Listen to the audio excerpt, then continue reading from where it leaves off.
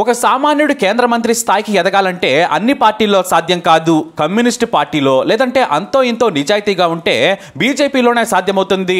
అలాంటి సామాన్యుడిని ఎంపీని చేసి ఆ తర్వాత కేంద్ర మంత్రిగా కూడా అవకాశం ఇచ్చారు ప్రధాని నరేంద్ర మోడీ. అతని పేరు ప్రతాప్ చంద్ర సారంగ్. బాలాసోర్ నుంచి ఎంపీగా 2019లో గెలిచిన ఆయన సిట్టింగ్ ఎంపీ బీజేడీ ప్రముఖ నేత రవీంద్ర కుమార్ ను ఓడించారు. 2019 మేలో సారంగి కేంద్ర సహాయ మంత్రిగా కూడా పనిచేశారు. అయితే ఈయన చాలా సాధారణంగా జీవనం గడుపుతారు. అందుకే ఈయన్ను ఒరిస్సా మోడీ అంటారు. కానీ మోడీ మాదిరిగా రిచి బట్టలు వేసుకోరు, ఖరీదైన జీవనాన్ని గడిపేందుకు ఇష్టపడరు. సాధారణమైన తెల్ల బట్టలు, ఒక పాత సంచి, డొక్కు సైకిల్కే ప్రిఫరెన్స్ ఇస్తారు సారంగి. ఈయన ఎప్పటికీ గుడిసెలోనే ఉంటారు. ఎక్కడికి వెళ్ళినా సరే సైకిల్ మీదే వెళతారు. ఎమ్మెల్యేగా గెలిచినప్పుడు కూడా ఆయన బస్సు లేదా రైల్లో అసెంబ్లీకి వెళ్లేవారు. ఇక ఉదయాన్నే రోడ్డు మీద ఎక్కడ చిన్న హోటల్ ఉన్నా కూడా తినేస్తారు. సెక్యూరిటీ అస్సలు పట్టించుకోరు. మంది మార్బలం అసలే లెక్క చేయరు. ఆయన ఎక్కడైనా సమస్య ఉందంటే మాత్రం వెంటనే వెళ్ళిపోతారు. అధికారులతో మాట్లాడి అక్కడికక్కడే సమస్యను పరిష్కరిస్తారు. ప్రజలకు అధికారులకు లింక్ పెడతారు. ఇదిగో ఈయన పని చేస్తానని నా ముందే మాటిచ్చారు, చేయకుంటే ఆయన చొక్కా పట్టండి, లేదంటే ఆ తర్వాత వచ్చి నా చొక్కా పట్టుకోండి చాలా రఫ్ గా చెబుతారు. ఈయన మీద కోటీశ్వరులైన ధనవంతులే ఓడిపోయారు. ఇక అసెంబ్లీ జరిగేటప్పుడు భువనేశ్వర్లో రోడ్డు మీద ఈయన ఎక్కువగా భోజనం చేస్తూ కనిపిస్తుంటారు. తోటి ఎమ్మెల్యేలంతా కోట్ల విలువ చేసే కార్లలో వెళ్తుంటే ఆయన మాత్రం బస్ ఎక్కి బస్ స్టాండ్కి వెళతారు. అక్కడి నుంచి తన స్వగ్రామం గోపీనాథ్పూర్ కు వెళ్లిపోతారు. మొత్తానికి ప్రజల్లో ఉంటూ నాయకుడిగా ఎదిగారు. డబ్బుంటేనే ఎమ్మెల్యే అవ్వగలం అనుకునే వారికి ఈయన బెస్ట్ ఎగ్జాంపుల్. ప్రజల కోసం పనిచేస్తే జనం సులభంగా గెలిపిస్తారని నిరూపించారు. ఎందుకంటే బీజేపీ తరఫున 2004, 2009లో 2 సార్లు కూడా హేమాహేమలను ఓడించారు. ఈయన పిసిసి అధ్యక్షుడు నిరంజన్ పట్నాయక్ ను ఓడించి చరిత్ర సృష్టించారు. ఆ తర్వాత మోడీ సలహాతో ఎంపీగా పోటీ చేసి గెలిచారు. ఈయన చాలా ఏళ్లుగా సమాజ సేవ చేస్తూ ఉన్నారు. గ్రామాల్లో మౌలిక వసతులు కల్పించేందుకు ఎంతో కృషి చేశారు. ఇక జనం ఇచ్చిన విరాళాలతో, అది కూడా కేవలం 40,000 రూపాయలతో పోటీ చేసి గెలిచి రికార్డు క్రియేట్ చేశారు. ఇది ప్రపంచంలోనే రికార్డు. ఎందుకంటే ఎమ్మెల్యేగా పోటీ చేసిన వారికి కూడా లక్షల్లో విరాళాలు వస్తాయి. కానీ ఈయనకు ఎక్కువ ఇచ్చినా తీసుకోరు. నాకు 4 జతల బట్టలు, చెప్పులు, సైకిల్ ఉంటే చాలు బతికేస్తానంటారు ఈయన. ఎమ్మెల్యేగా వచ్చిన జీతాన్ని కొంత దాచుకున్నారు. అంతేకాదు తనకు అవసరమైతే ఏ నాయకుడి దగ్గరకు వెళ్ళినా కూడా 10,000 సులభంగా ఇస్తారు. కాబట్టి నాకు డబ్బు గురించి పెద్దగా పట్టింపు లేదంటారు. అయితే ప్రజానాయకుడిగా ఎలా ఎదిగారు, బీజేపీకి ఈయనకు ఏంటి సంబంధం అంటే మాత్రం పెద్ద చరిత్ర ఉంది. ఎందుకంటే ఈయన వ్యక్తిగత జీవితం చాలా సింపుల్ గా ఉంటుంది, నలుగురికి ఆదర్శంగా ఉంటుంది. కాకపోతే ఈయనపై అత్యంత తీవ్రమైన నేరారోపణలు కూడా ఉన్నాయి. అవేంటో తెలుసుకోవాలంటే ఈయన బాల్యం గురించి మనం తెలుసుకోవాల్సిందే. ప్రతాప్ చంద్ర సారంగి జనవరి 4, 1955లో నీలగిరి జిల్లా గోపీనాథ్పూర్లో జన్మించారు. ఈయనది బ్రాహ్మణ కుటుంబం, నిరుపేదల కూడా. అయితే చదువుకునే రోజుల నుంచి ఈయన ఆర్ఎస్ఎస్ భావజాలానికి ఆకర్షితుడయ్యారు. విశ్వ హిందూ పరిషత్, బజరంగ దళతో కూడా అనుబంధం ఉంది. స్కూల్ రోజుల నుంచే ఆర్ఎస్ఎస్ భావజాలాన్ని విశ్వసించారు. ఆయన చుట్టూ ఉన్న వారికి అదేంటో కూడా తెలియని రోజుల నుంచే పనిచేయడం మొదలు పెట్టారు. హిందూ మతం అంటే ఆయనకు పిచ్చి. ఎంతలా అంటే తన మతాన్ని ఎవరైనా తక్కువ చేసి మాట్లాడినా, అన్య ప్రచారంతో హిందూ మత దోషణ చేస్తూ మార్పులకు పాల్పడ్డా కూడా అస్సలు ఊరుకోరు. నిర్దాక్ష్యంగా దాడి చేస్తారు. నీ మతం అయితే నీ పని నువ్వు చేసుకో, నా మతం జోలికి రావద్దు. అమాయక గిరిజనులకు తెలియని దేవుడి గురించి చెప్పి మత మార్పిడి చేస్తే సహించనని నాడు క్రిస్టియన్ సంస్థలతో పోరాడారు. గిరిజనులు ఎక్కువగా ఉండే నీలగిరి జిల్లాలో తీవ్రంగా పనిచేశారు. అప్పుడే రామకృష్ణ మఠంలో సన్యాసిగా చేరాలనుకున్నారు. బేలూరు మఠంలో పలుమార్లు గురువుల దగ్గర శిష్యరకం కూడా చేశారు.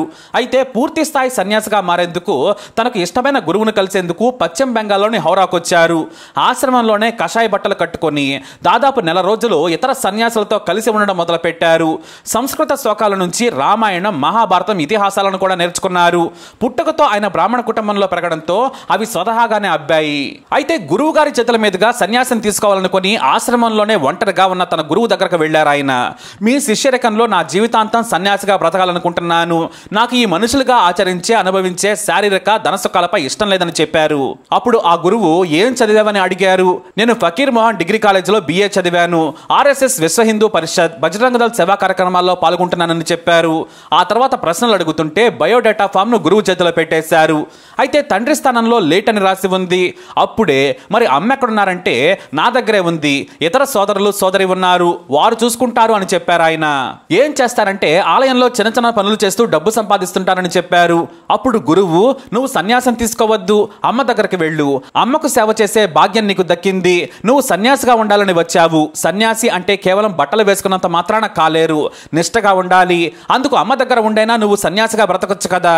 అమ్మ దగ్గరికి వెళ్ళు, అమ్మతో హాయిగా జీవితాన్ని గడుపు, నీకు నచ్చిన మార్గంలో వెళ్ళు, పెళ్లి చేసుకోనన్నావు, పెళ్లి కంటే కూడా అమ్మే కనిపించే దేవత, నువ్వు వెళ్ళి ఆమె సేవలో తరించమన్నారు. దీంతో వెంటనే ఆయన గురువు మాటలకు విలువిచ్చి అమ్మ కోసం సన్యాసం తీసుకోలేదు. తాను మాత్రం ఎంత చెప్పినా చివరకు అమ్మ చెప్పినా కూడా పెళ్లి చేసుకోలేదు. చిన్న చిన్న పనులు చేసుకుంటూ ఆర్ఎస్ఎస్ విశ్వ హిందూ పరిషత్ కార్యక్రమాల్లో పాల్గొంటూ గిరిజన గ్రామాల్లో స్కూల్స్ బాగా నడిచేలా శ్రద్ధ తీసుకునేవారు. చాలా గ్రామాల్లో కరెంటు లేకుంటే విద్యుత్ ఏర్పాట్లు చేసే వరకు పోరాటాలు చేశారు ఆయన. కానీ అప్పుడే గిరిజన గ్రామాల్లోకి విదేశాల నుంచి క్రిస్టియన్ మిషన్లు వచ్చాయి. గిరిజనులకు భారీగా డబ్బులు ఇస్తూ అందరినీ మతం మార్పిడి చేస్తున్నారు. దీంతో ఆయన క్రిస్టియన్ మిషనరీలో పనిచేసే వారిని వెళ్ళగొట్టేశారు.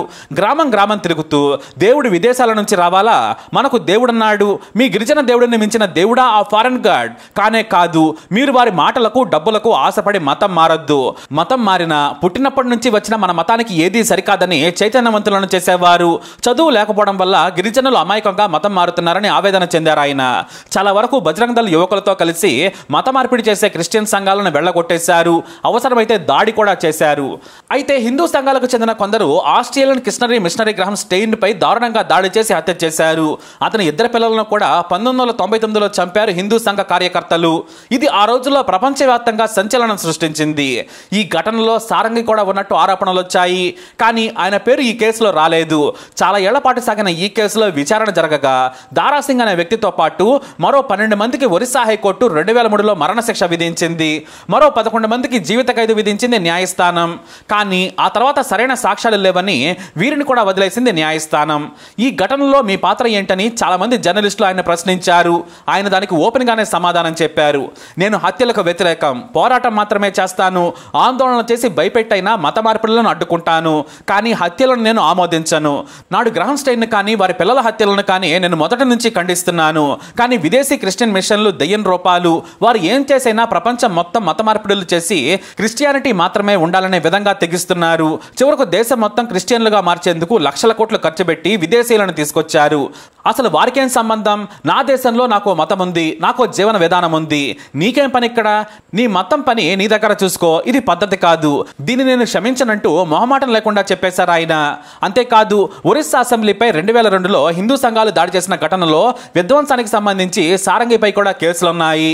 కానీ ఆయన జీవిత విధానాన్ని శత్రువులు కూడా మెచ్చుకునేలా మార్చుకుని తనపై వచ్చిన ఆరోపణలను కొట్టిపారేశారు. ఎమ్మెల్యేగా గెలిచినా కూడా సైకిల్ మీదే వెళతారు. భువనేశ్వర్లో సైతం ఒక సైకిల్ కొనుక్కొని అసెంబ్లీకి సైకిల్ మీద వెళ్లేవారు. ఆ తర్వాత పార్లమెంటుకు కూడా సైకిల్ మీద వస్తానంటే మరి నీ సహాయ సిబ్బంది ఎలా వస్తారు? ప్రోటోకాల్ ప్రకారం కారులోనే రావాలని చెప్పారు మోడీ.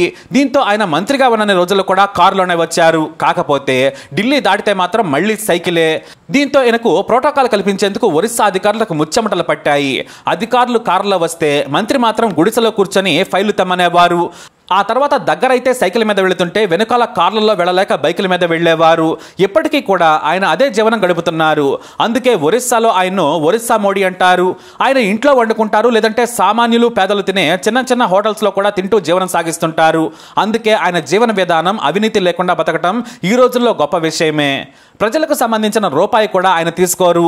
ఎంపీగా వచ్చే జీతాన్ని కూడా పేదలకు, తన చుట్టూ ఉన్న వారికి ఉదారంగా ఖర్చు పెడతారు సారంగి. ఇలాంటి నాయకుడిని మనం తెలంగాణలో కూడా చూసాం. అతనే సున్నం రాజయ్య. ఇలాంటి వారు చాలా అరుదుగా కనిపిస్తారు. జై హో ప్రతాప్ చంద్ర సారంగి, జై హో సున్నం రాజయ్య. మరి ఇలాంటి వ్యక్తులపై మీ అభిప్రాయాన్ని కమెంట్ ద్వారా తెలియజేయండి. వీడియోని లైక్ చేయండి, షేర్ చేయండి, మా ఛానల్ని సబ్స్క్రైబ్ చేసుకోండి.